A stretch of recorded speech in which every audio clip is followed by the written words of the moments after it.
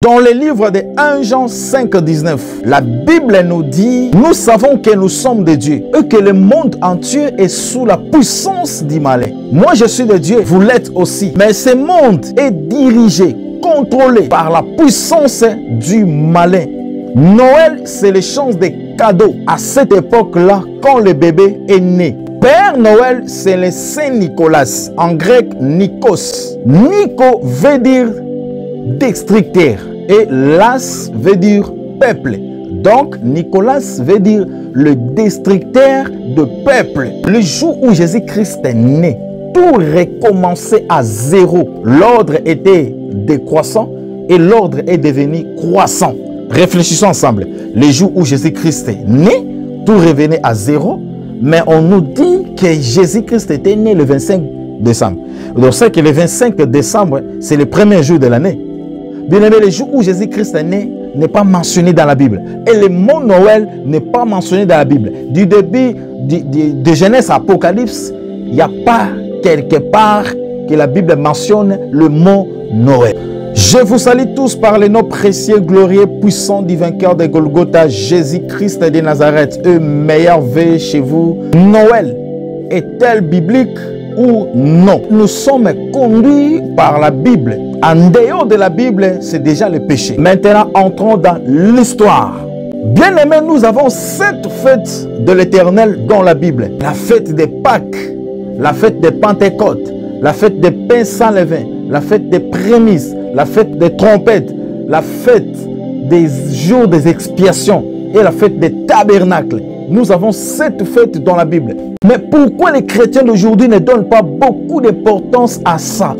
Dans l'ancien temps, quand le soleil sortait, il y avait une fête extraordinaire. Ils offrirent des sacrifices par le soleil. Même en Amérique latine et en Asie, on faisait ça. Le Saturnal vient du mot Saturne, c'est-à-dire le dieu de la moisson. Et vous savez très bien, parmi les planètes, il y a planète Saturne. Planète Saturne existe. Dans cette époque-là, du 17 au 24, c'était une fête extraordinaire pour Dieu Saturne et pour que le soleil s'élève. Du 17 au 24 décembre. Et empereur Aurélia, 274 après Jésus-Christ, c'est l'empereur Aurélia, c'est lui qui a restauré le culte du dieu soleil, c'était après Jésus-Christ. La naissance du soleil inversible, c'est-à-dire Natalis Saeli inverti. Donc, du 17 au 24, c'était la fête de tous, la fête de tout le monde. Mais le 25 décembre, dans cette époque-là, bien aimé, c'était extraordinaire. Donc, il y avait des danses, des sautées, des cris, des chansons. Bien aimé, parce que c'était le dernier jour, la clôture. Écoutez-moi ici très bien. Le jour où Jésus-Christ est né, tout recommençait à zéro. L'ordre était décroissant et l'ordre est devenu croissant. C'est-à-dire, on commençait à compter des 10, 10, 9, 8, 7, 4, etc. L'ordre était décroissant. Mais lorsque Jésus-Christ est né, tout recommençait à zéro. L'ordre est devenu croissant. Maintenant, on peut commencer à compter de 1, ainsi de suite. 1, 2, 3, 4. Alors, tout revenait à zéro. Comment? On nous dit que Jésus-Christ était né le 25 décembre. Donc, c'est que le 25 décembre, c'est le premier jour de l'année. Le jour où Jésus-Christ est né, c'était le premier jour du monde, de l'année ou du mois. Parce que tout revenait à zéro après 4000 ans. Parce qu'il y avait 4000 ans avant Jésus-Christ. Et depuis que Jésus-Christ était venu jusqu'à aujourd'hui, nous avons 2000 ans, ça fait 6000 ans. Et je vous informe des gens, j'ouvre une parenthèse, je vous informe, préparez-vous, bientôt Jésus-Christ revient.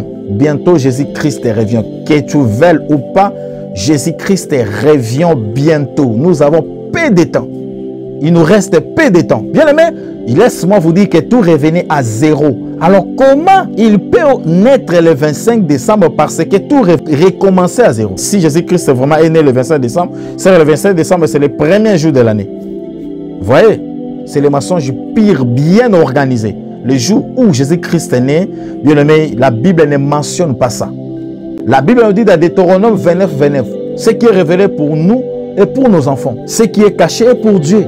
Année 529, empereur Justini dit: le jour du roi soleil doit devenir le jour de Jésus-Christ. Vous comprenez là où il y a le problème, là où tout commençait. Ah, c'est l'empereur Justini qui a prononcé que le jour du roi soleil doit devenir, il donne l'ordre, doit devenir le jour de Jésus-Christ, c'est-à-dire mélange. Bien aimé, arrêtons de mélanger les choses de Dieu et les choses du monde. Arrêtons de mélanger les choses de Dieu et les choses du monde. Prêchons la parole de Dieu pure. Évitez les mensonges. Le mensonge, c'est parmi les éléments qui feront que beaucoup de gens ratent le royaume de Dieu, qui va amener beaucoup de personnes dans l'enfer. Le mensonge, c'est un poison. Évitez le mensonge. Et vous, les mamans, vous connaissez très bien que Jésus-Christ n'est pas né le 25 décembre.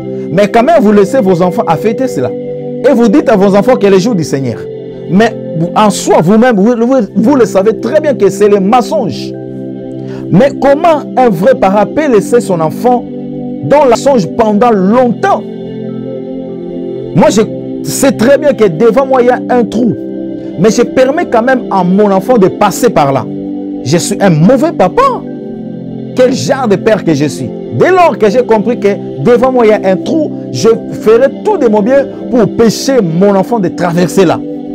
Vous connaissez très bien que le 25 décembre n'est pas la naissance de Jésus, le jour de la naissance de Jésus-Christ. Mais vous permettez quand même à vos enfants de fêter cela et vous dites à vos enfants que c'est le jour du Seigneur. Mensonge. Et vous allez continuer à mentir jusqu'à quand? Dites à vos enfants, dites au monde que Jésus-Christ n'est pas né le 25 décembre. C'est le jour du Dieu soleil. C'est pour l'honneur du Dieu soleil. Lorsque vous fêtez ça, laisse-moi vous dire, vous êtes en train de rendre hommage, l'honneur au Dieu soleil. Je vous prêcherai la vérité et je ne vous demanderai pas pardon. Car prêcher la vérité n'est pas un sujet de gain pour moi, mais c'est une nécessité. C'est une mission que l'Éternel m'a confiée. L'histoire de Père Noël, mais la Bible ne mentionne pas le nom Noël. C'est dans le livre d'Ésaïe chapitre 3. Je vais lire avec vous 63, du premier verset au troisième verset. La Bible nous dit: qui est celui-ci qui vient d'Édom, de Bostra, en vêtements rouges, en habit éclatant, et se redressa avec fierté dans la plénitude de sa force? C'est une question. C'est moi qui ai promis le salut, qui ai le pouvoir de délivrer. C'est pas toi qui es en vêtements rouges. C'est moi, c'est pas moi qui le dis, c'est la Bible. Ésaïe 63 du premier au troisième verset. C'est moi qui ai promis le salut, qui ai le pouvoir de délivrer. Verset 2. Pourquoi tes habits sont-ils rouges et tes vêtements comme les vêtements de celui qui foule dans la cuve? 3. J'ai été seul à fouler au pressoir et nul homme d'entre les peuples n'était avec moi. Ok. Je les ai foulés dans ma colère. Je les ai écrasés dans ma fureur. Et leur sang a jailli sur mes vêtements. Vous entendez? Leur sang a jailli sur mes vêtements. Attention, couleur rouge là. Les couleurs rouges là. Attention avec ça. Les couleurs rouge blanc là. Attention avec ça. Voilà. Et j'essuyais tous mes habits. Bien-aimés dans le Seigneur, vous avez entendu. Chaque jour, en cette époque-là, bien-aimés, il y avait un Dieu. Lundi avait son Dieu, mardi avait son Dieu, mercredi, ainsi de suite jusqu'au dimanche. Étudiez les jours de la semaine en anglais, vous allez comprendre. Noël engendra Cham. Cham engendra Nimrod et sa mère Sémiramis. Il était très puissant roi de tous les rois à cette époque-là. Et c'est lui qui a fondé l'empire Babel. C'était le roi Nimrod. Il se faisait Dieu lui-même et il a épousé sa mère comme sa propre femme. Il a pris sa mère pour femme. Et il a engrossé sa mère, après il était mort. Le bébé là et la mère là que cette église là adore, c'est le roi Nimrod et sa mère Sémiramis. Ce n'est pas Jésus, ce n'est pas Marie. Pourquoi le bébé là ne grandit pas? Bien aimé, pour terminer, depuis le début de l'année jusqu'à aujourd'hui, le Père Noël n'a ni apparu, ni aidé les hommes dans leurs difficultés. Nous avons tous tourné nos regards à Yahweh et à ses serviteurs pour nous aider dans nos difficultés. Le Père Noël n'était pas là depuis le début, depuis le 1er janvier 2023 jusqu'aujourd'hui le 20 décembre 2023. Le Père Noël n'est pas à Paris. Même bonjour, papa Adair, jamais. N'est pas à Paris dans ta maison pour te saluer. Salut, jamais. D'où vient-il cet homme? Vous venez de comprendre déjà. Soyons reconnaissants notre Dieu qui continue de nous secourir. Et n'oublions pas ceux qui nous ont aidés à garder la foi jusqu'aujourd'hui. N'oublions pas vos pasteurs. Ne dépensez pas seulement pour les jours de Noël. Dépensez aussi pour vos pasteurs. Vous êtes en train de faire des démarches, d'organiser, de dépenser pour Noël. Mais pour vos pasteurs, pour vos parents, pour les gens qui étaient importants pour vous pendant l'année ou durant l'année, oublie total, oublie du côté là, oublie total. Disciples de Jésus-Christ, bien-aimés dans le Seigneur, chrétiens, ne tombons pas dans les pièges de l'idolâtrie et des mensonges. Ces messieurs en rouge et blanc que le monde célèbre le 25 décembre ne méritent ni la gloire ni l'honneur des enfants de Dieu. Le 25 décembre, bien aimé, comme nous venons de comprendre, c'est l'histoire du roi Nimrod, sa mère Sémiramis, et le bébé et le petit enfant. Ce n'est pas le jour de la naissance de notre Seigneur Jésus-Christ de Nazareth. La Bible nous dit dans le livre de Jean chapitre 8, le verset 32, vous connaîtrez la vérité et la vérité vous affranchira. Que le Seigneur vous bénisse abondamment partout dans le monde. Que la paix du Seigneur vous soit partagée dans le nom de Jésus. Amen. Je vous aime bien. Bye bye.